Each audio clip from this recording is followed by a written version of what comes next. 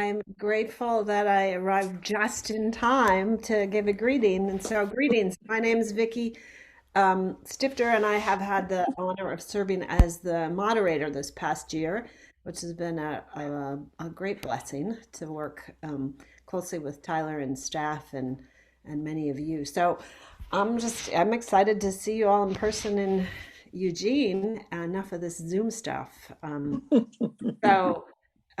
Good to meet you, and also good to see Cinta here because Cinta is going to be taking the helm as moderator, or assuming you vote her in next weekend.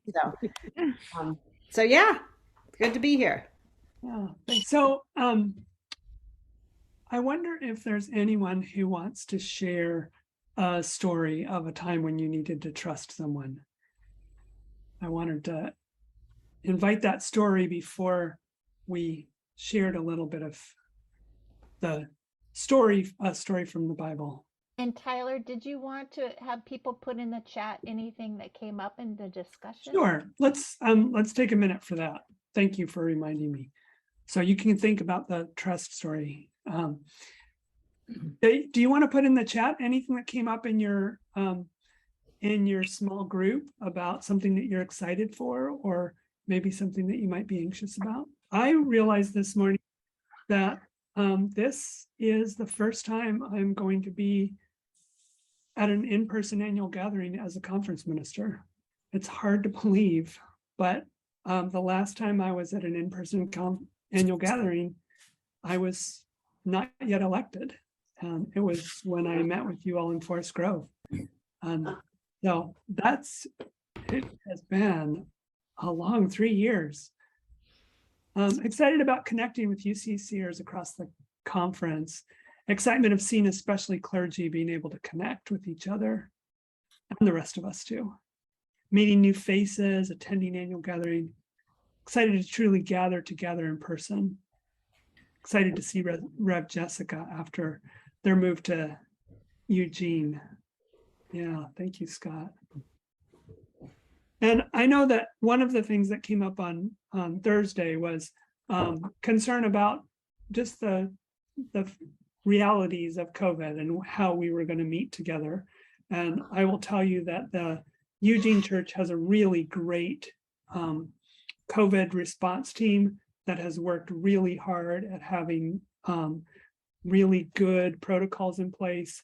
They've been preparing to make sure that we can meet in ways that are safe. The last plan was that everyone would be masked, although things, as science changes and as the virus on the ground changes, we're going to have a meeting on Tuesday and finalize, and we will let you know what the actual protocols will be at annual gathering next weekend. But we also have made sure that for the meals for people to be able to eat safely together, that there will be tables that can be outside so that people who want to can eat outside where it's fresh air, covered in case of inclement weather. And we're going to have beautiful weather next weekend. So huge thanks to Eugene, Steve. Your crew has just been fantastic in getting this for being together. And so I know that that's one of the things that people were anxious about. And I want you to know that we have a great team that has been working really hard on COVID protocols for next weekend. Thank you, Tyler. They have been working hard at it. Yeah. Yeah. Do you want to say anything? We had Jonathan at the Thursday meeting, Pastor Reverend Jonathan Morgan, and he brought some greetings from Eugene. Do you want to say anything about welcoming us to Eugene, Steve? Looking forward to seeing everybody. A lot of folks have been talking about it. Jonathan just got back from a 3-month sabbatical, so he's Cheapers. Yeah. This week is his first week back. And Jessica has been very involved in putting this all together. So Yeah, we've got a couple of pastors that are excited about it, and a bunch of congregation members. So welcome everybody. Yeah, thank you, Steve.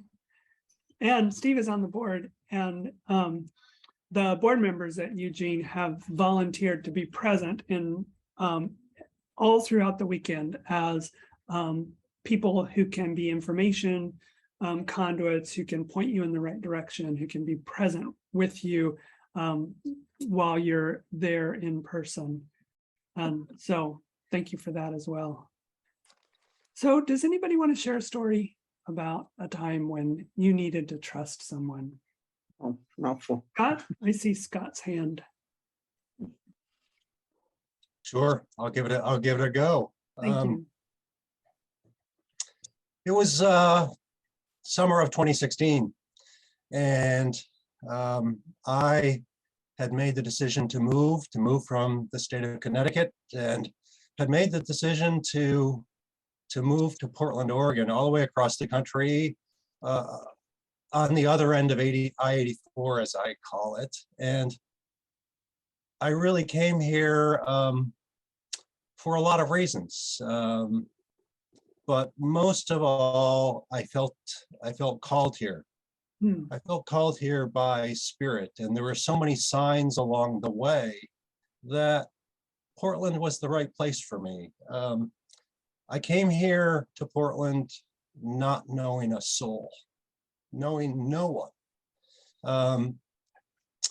And I also say retired at that time without the permission of my financial advisor, because he would have said, no way, you don't have enough commas in that number to retire. But I had faith. I had trust that Portland would turn out to be a place where I could start my second half of life. I could change to a new life, change from what I call a recovering capitalist, a workaholic,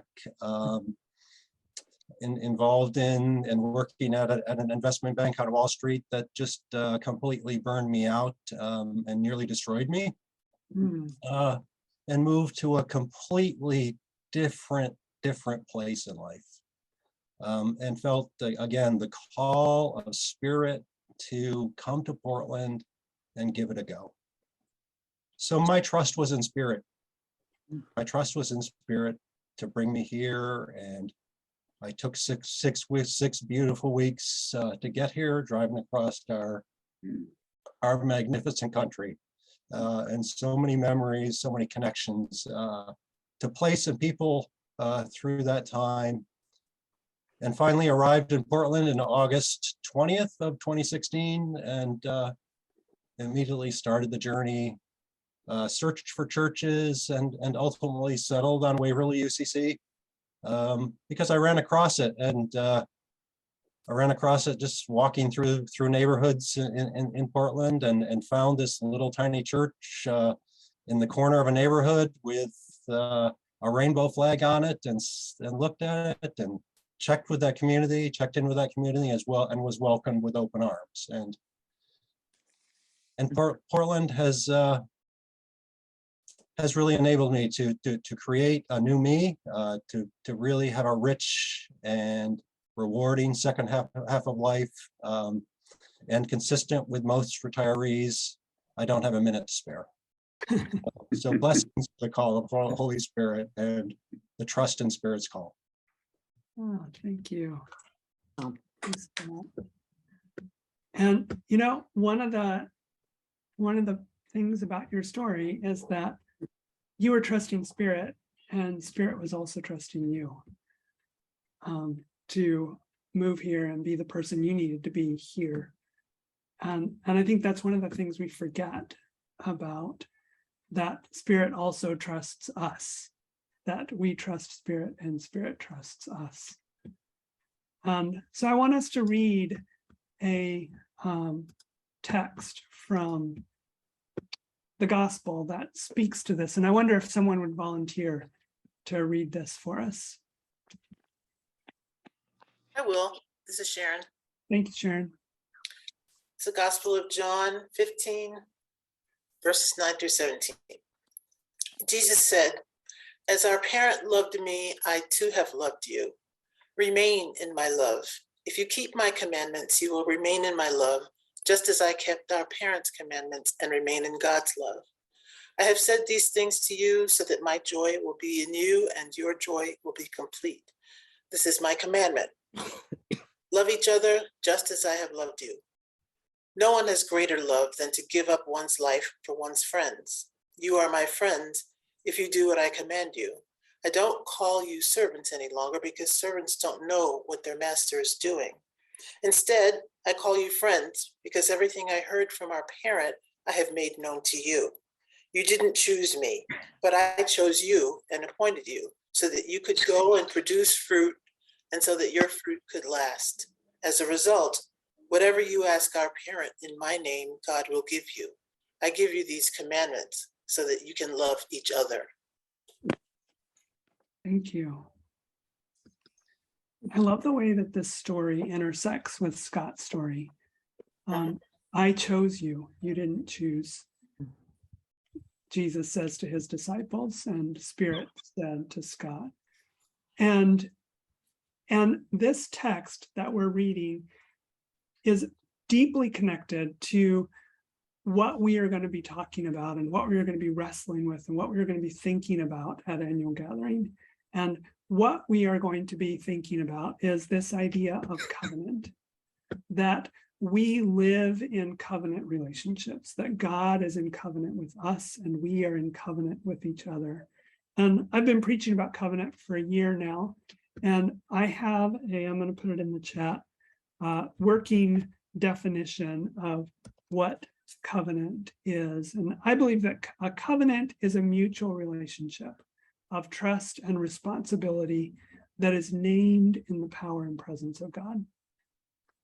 That in relationships of covenant, the partners in that covenant must trust one another.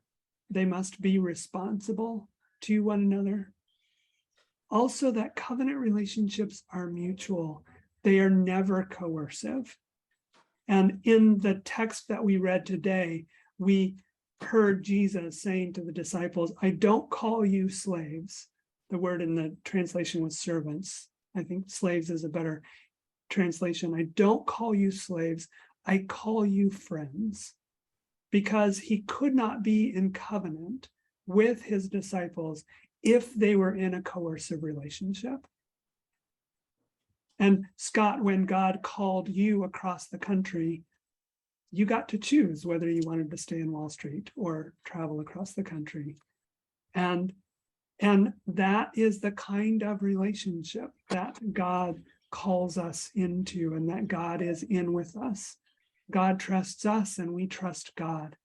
We trust one another and we are responsible to each other.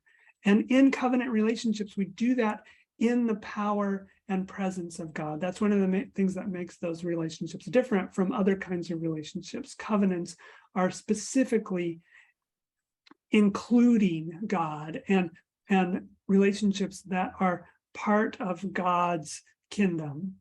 And so as we move into our annual gathering this week, we're going to be unpacking this more and more and thinking about covenants and thinking about our covenant relationships with each other.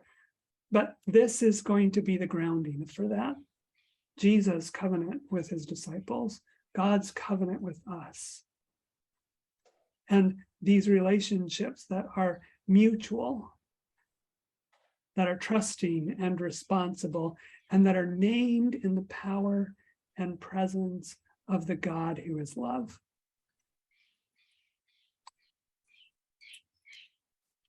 So I want us to now move into some of the more nuts and boltsy kind of stuff about annual gathering. And for that, Pam is going to be sharing some things about how to access the schedule, how to access your delegate packet, and things like that.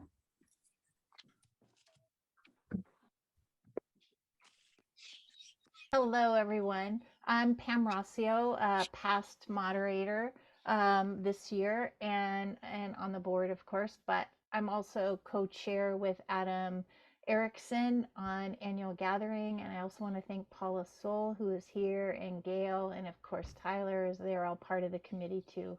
And there are other people, but so glad to be here. And Gail and I went down to Eugene a little bit more than a week ago to work on where we were going to be meeting. And we had some trepidation before we went, but we got so excited. I mean, what an amazing facility. Worship is going to be great. And we are part of the time going to be Zooming. For those people that are hybrid, we'll be Zooming our business meeting and the time that we are doing. Well, I'll go ahead and pull and share the schedule with you. The time that we are doing, let's see, my brain just went World Cafe and other things like that. So here's our schedule. So on Friday morning, there is a group of course, ministers that need to do boundary training. So we have about 40 something ministers that'll be coming. And then our check-in time is 5 to 6 o'clock. Of course, we have dinner there. And then we're going to have a World Cafe that Sue Rosenau, or Sarah Rosenau, sorry, is going to be doing, and checking in with each other, having conversations. If you happen to be a person who is online, Gail and I will be helping with that so that we can facilitate. Of course, it's going to be different because you're not in the room, but want to make it that you can participate with each other, with those people that will be online also. And we're going to end the evening with the Universal Dance of Peace, kind of a worship service, which is going to be amazing. You don't want to miss that. And then on Saturday, we are going to be, of course, having an opening prayer reflection time, and then an art of hosting. We're doing something with Sarah called the Fishbowl. So that's going to be, for me, new. Some of you, if you haven't done World Cafe or art of hosting, it's a time for not just people to lecture at you, but for us to be really involved in conversation also. We'll have the business meeting, part 1 right before lunch. Part 2, we're going to be moving from the fellowship hall up into the sanctuary because of the sound, and it's a bit easier. Well, first of all, lunch can get set up and it will be easier to hear and all those things. And then in the afternoon, we have knowledge camps, and this was a tentative schedule. I pulled up the wrong one. I apologize. In open space time. So we have a couple. So we just have, the time is really wrong. So just pretend this is all together. A knowledge camp and open space time from about 3:30 until 5. Then we have a big break. We have dinner, and then we're going to end in the sanctuary for that evening for awards because it will be a safer space for COVID. So the COVID team really suggested we do that. And then in the evening, it is an open fellowship time that people may want to go and spend some extra time together, maybe in a bar having a few drinks or whatever they want to do. And then on Sunday morning, we have an open space conversation, kind of spiritual gathering. For those of you who love to sing, Jared, the choir, the music director, is calling all musicians. So if you want to join the choir, you may join the choir. And then hopefully we're going to have some other open space time. I know Paula is going to be doing a time that morning on spiritual dance. I think, is that what it is? No, it's actually just a practice on Saturday for liturgical dance that will be for part of worship. liturgical. Okay, for worship. Got it. Sorry. I messed up on that one.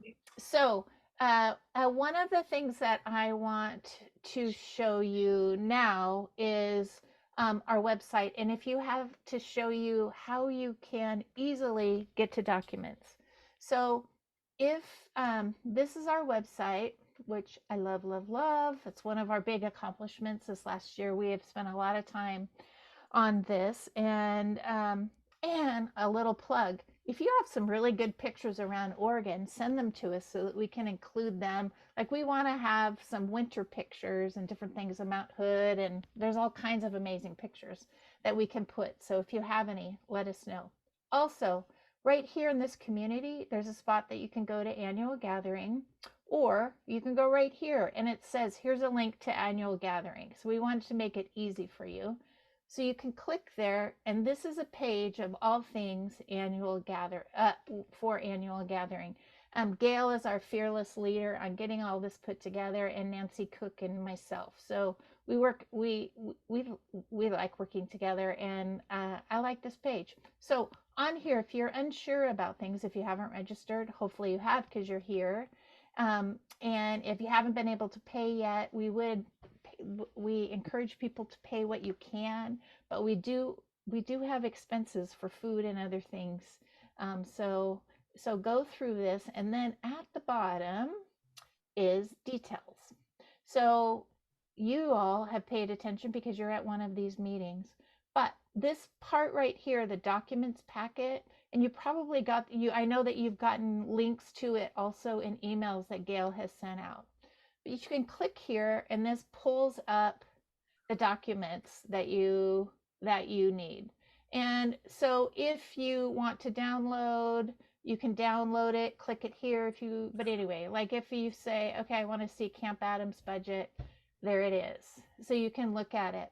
What we are asking for people is to turn, when you are in Eugene, and we're doing, so here are all the things right now. There may be a few more things. So it would be nice, especially as you look things over, or if you have it saved on your tablet or phone or anything. But we are going to ask that you don't use the church Wi-Fi. And I mean, it's fine to use cellular, but we want to keep the Wi-Fi really strong to be able to have a hybrid, a successful hybrid worship or meeting. So let's see. And I talked about the choir, and I know that some people have asked about masks, and we are encouraging people to wear their masks. So I think Eugene right now is masks if you want to wear them, but we're really strongly encouraging. We don't want this to be a super spreader event, and we'll be spending a lot of time together. We will also have some N95 masks available for people too. Let's see. I think that's most everything. I'll turn it back to you, Tyler. Okay. So I wanted to also tell you, we have built lots of break time into this particular annual gathering, because we know that people are going to want to be together with one another, since it's going to be the first time we've been together in a long time in person, feeling one another's spirits and fleshed. And so one of the things that we are going to have, and we also know that, like, we have been through a lot in the past 3 years. You know, when we gathered together in person last time, we had never heard the word COVID, and we have lost many friends and family and members during the time that we have been away. George Floyd was murdered, and there was the uprisings and the racial reckoning that happened around that. And then in the fall of 2020, we had the 5 major forest fires, and Talent and Phoenix losing so many homes. And so another thing that we are going to have at Annual Gathering is a space set aside, a chapel space. Jen Garrison is coordinating this, and we are going to have a space set aside, where a chapel space that's going to have chaplains in it, and that will also be a place where we can bring items. If you want to bring a remembrance of people or of events or anything that you want to be able to commemorate and remember these past 3 years, bring those items, and we will have an altar there for you to put them on. I know I'm going to bring, I'm not from COVID, but I lost my mother-in-law and my grandmother this year. And I'm going to bring some, they didn't, neither of them do I have lots of pictures of, but I'm going to bring some items that are remembrances of them and put them on the altar. And then that will also be a space where you can just be quiet. Sometimes we, like, particularly right now, some of us feel uncomfortable around big crowds. And so having a place where we can go and just be quiet and take some space will also be in that space. And then the other thing that I wanted to talk to you about, and then we're going to have a little bit of time for question and answer. I wanted to make sure that we all had a chance to look at the bylaws changes that are being proposed for the annual gathering, just so that you've seen them, so you can begin. Sometimes, so when I was with the 5th and 6th graders at Camp Adams this summer, one of the things that I would say to them is, some of us need to think about what we're going to talk about, and some of us need to talk about what we're going to think about. And so maybe you're someone who needs some time to think about what you're going to be able to talk about. And so we wanted to give you this document and point it out to you ahead of time, so you can have that rumination time, that introverted time to think. And then some of us need to talk about what we're going to think about. I'm one of those people. I often don't know what I'm thinking until I hear myself say it out loud. And so you may need to have some conversations with some of your friends before you get to annual gathering. And so we wanted to give you a chance to see this document and make sure you had seen it and ahead of time. So this is the proposed bylaws changes. And the first big thing in this bylaws changes has to do with local church ministries and education ministries. So 3 years ago, we agreed to do an experiment of combining local church ministries and education ministries. And so this bylaws changes, it takes education ministries away as a team, but makes explicit that local church ministries is responsible for youth. Actually, this is an old version. I apologize for that. This is not the version that's in your packet. The version that's in your packet says children, youth, and adults. That makes it explicit that local church ministries does ministry with our local churches for children, youth, and adults, that is part of their ministry that they do in the churches. And also along with that, there's been a lot of discussion in the board about in the bylaws, there's already this idea of working groups. This is part of a section called ministry teams and working groups.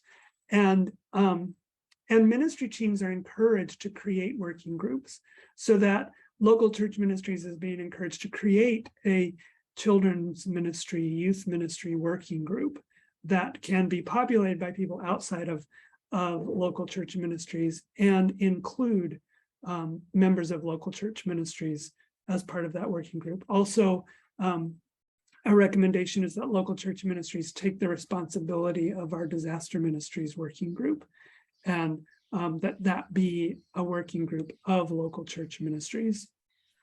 And then we're also proposing, the board is proposing, that we create 2 new ministry teams. One of those ministry teams is part of what education ministries used to do, but really needed to be a separate team of its own. And that's a Camp Adams and outdoor ministry team. So that Camp Adams has a specific ministry team that is relating specifically to them, and that also is responsible for the outdoor ministries of the conference more broadly. And then also a recognition that we cannot do all of this other ministry, committee on ministry, justice and witness ministry, local church ministry, wider church ministry, Camp Adams ministry, without finance and development. And that we actually need a group of people who realize that that is a ministry of the conference, that doing the finance, monitoring the finances of the conference, planning for the finances of the conference is an important function of the ministry of the conference setting of the United Church of Christ. And so the creation of this finance and development ministry team.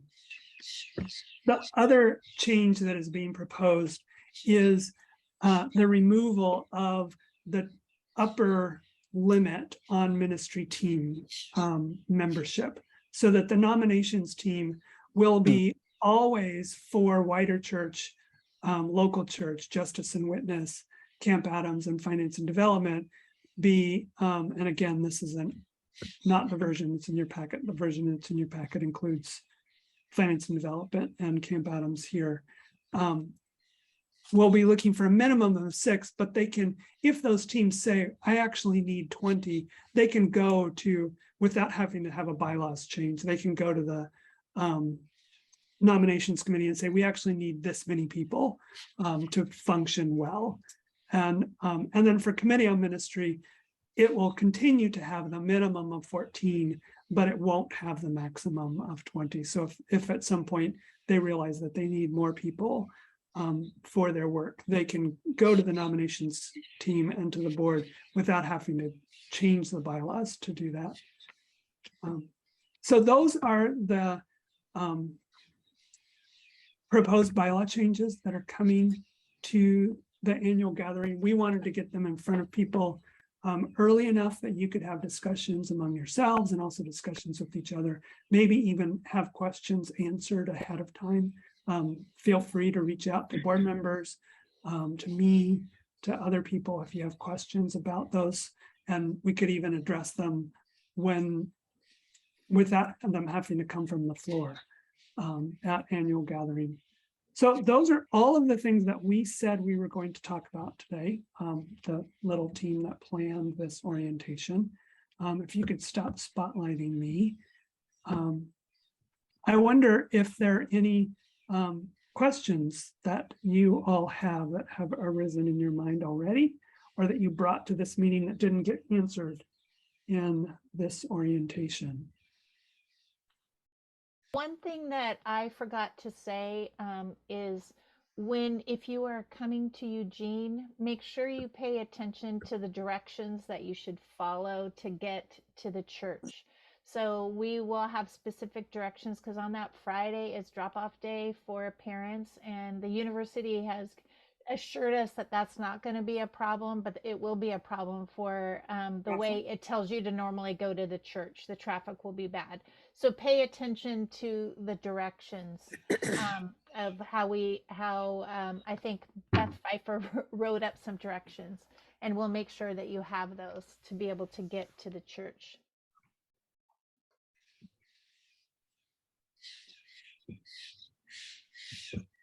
So I wonder who in this group, just raise your hands, is planning to be in person at annual gathering.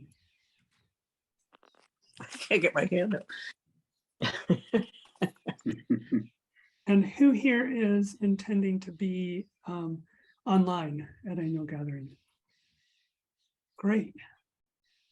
Yeah, we really hope that that the online experience will be one of connecting with each other and being a real sense of being able to connect.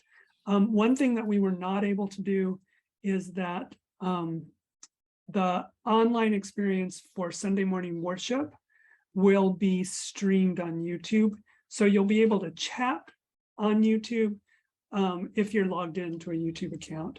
You'll be able to chat with other people on YouTube, but it won't be a Zoom worship experience on Sunday morning. That was not, with the way that the church is configured, that just wasn't possible for Sunday morning.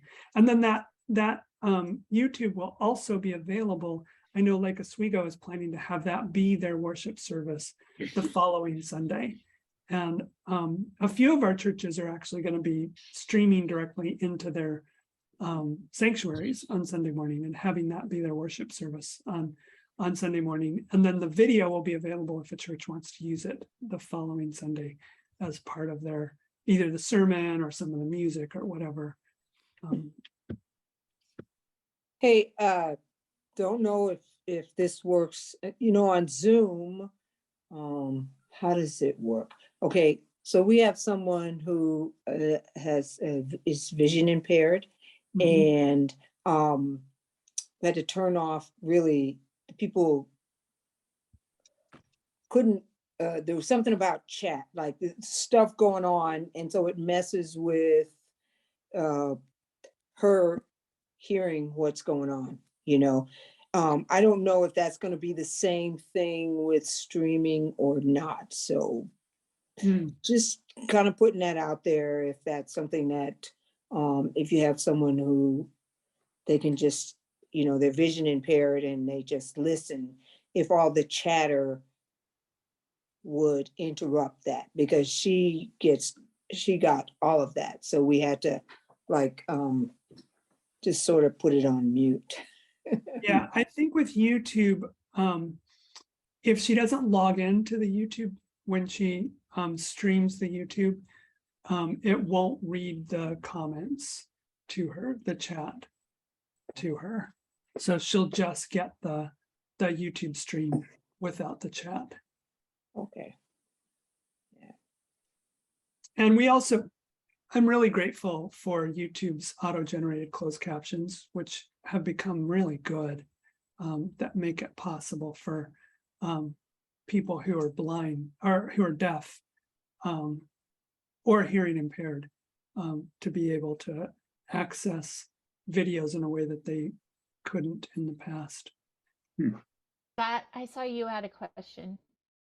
Yeah, I had a question about the agenda item at the business meeting about the nominating slate, and whether the slate is full, or are we still recruiting for any of the nominating slate?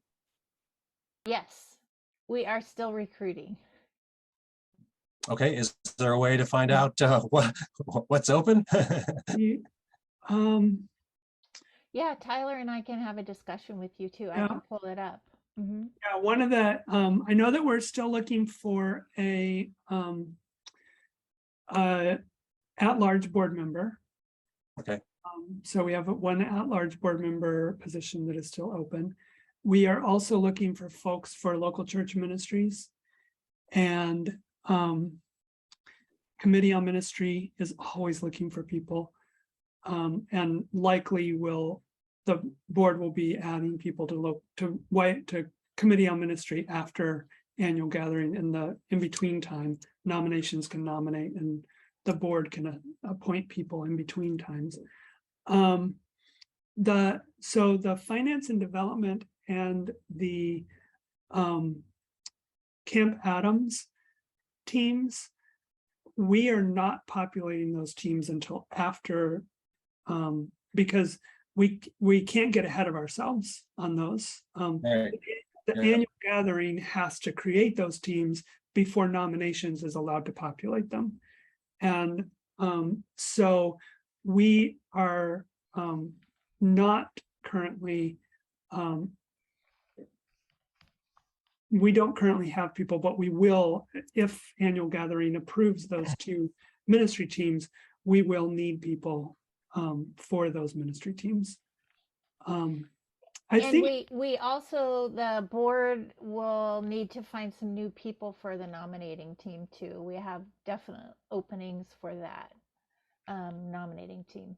Yeah, I think that wider church ministries and justice and witness ministries are well populated, but we need some members for local church ministries, and also that one board at-large board member.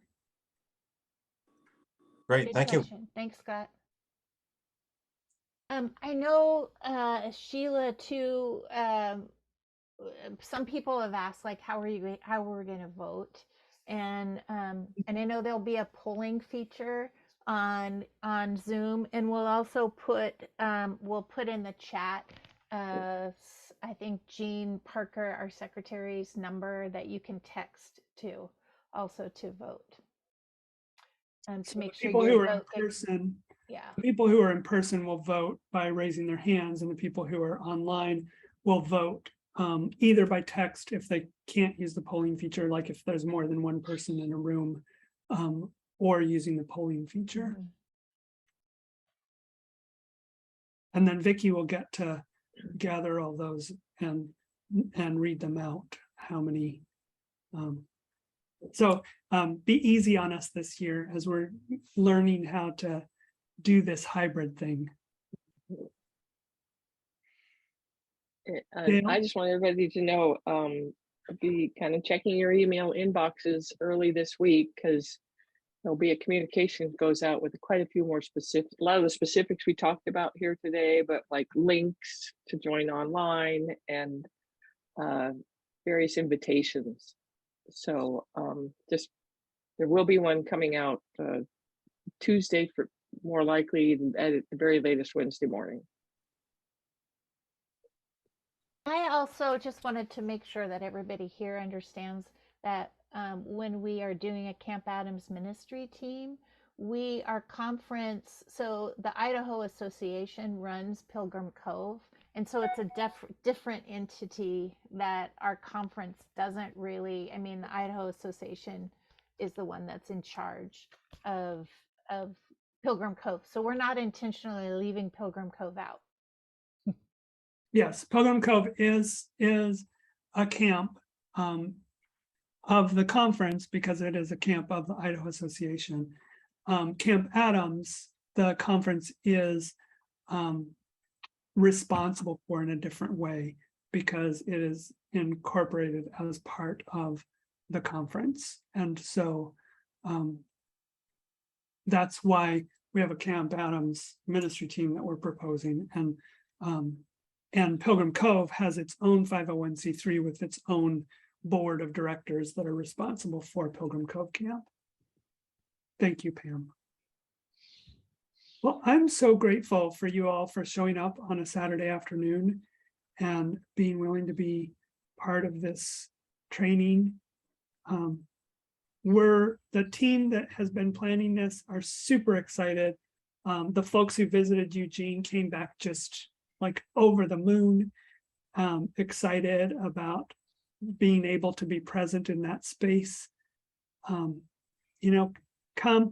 We also continue to need musicians. If you play an instrument or sing and would like to, if you sing and would like to be a part of the choir, we could really use that. If you dance and would like to be part of the liturgical dancing, Paula would love to have you on Saturday afternoon, be a part of that. And we also are going to have some breaks with music. And I'm bringing my ukulele, and I'm hoping that some other folks from Waverly will bring their ukes as well. I haven't yet emailed everybody about that. Cinta's gonna offer a song at one of our breaks already, has agreed to do that. Thank you, Scott. Also, the Dances of Universal Peace on Friday night. If you have never done that before, the dances are very gentle. They're very easy to learn. They're very open to all body types, all abilities. And it's really just an amazing ancient way of gathering together and being present together. And we're going to do it outside, so it will be COVID safe. I really hope that you will be a part of that. I'm so looking forward to that dance worship service on Friday night. And it's live music, I think, too, right? Yes. Yes. Cinta? Yeah. So we were told, if I'm remembering correctly, that the musicians at the Eugene Church are only playing on Sunday, correct? Yes. And so are there other people that play keyboard that will be there on Saturday? You know what I'm saying, what I'm asking, so that I'll bring music and somebody can play for me. I mean, I'm willing to sing an a cappella, but I like a little foundation. I like a little something underneath me. There's somebody signed up right now who is a pianist, and says she's available all days. Okay. And is there a piano in the hall where we're going to be doing our business meeting? There are Yes. pianos everywhere. Okay. So, So Gail, maybe it's a maybe- good idea to connect Cinta and the piano Yeah. player. Yeah. I will. Yeah. Awesome. Thank you. I already filled out my form. Okay, so don't be messing with me, Mod Squad. Okay. I saw it. We would have you sing even if you didn't have your form. So, Vicky, as moderator, could I ask you to bless us out of here? Okay. Be great. Okay, just invite you to come to your breath, back to your breath. If you've kind of lost the connection, or maybe it's been there all along, but just notice your breath. You may, if your feet are on the ground or the floor, I encourage you to feel the support of Mother Earth, who is doing the holding right now. We are not holding, but she is holding us. So just be in that space and be with your breath. Holy One, I thank you for this time of gathering, for the presence of your Spirit, for the promise of our time together next weekend. Just pray that you might send us out with open hearts and open hands, that we might receive and give all of the goodness and grace that you have for us and for others. We pray this in your many beautiful names. And in the name of your Son and our brother Jesus, we say, Amen. Amen. Thank you all. Have a great Bye. Thank you. Good to Thank see you you. all.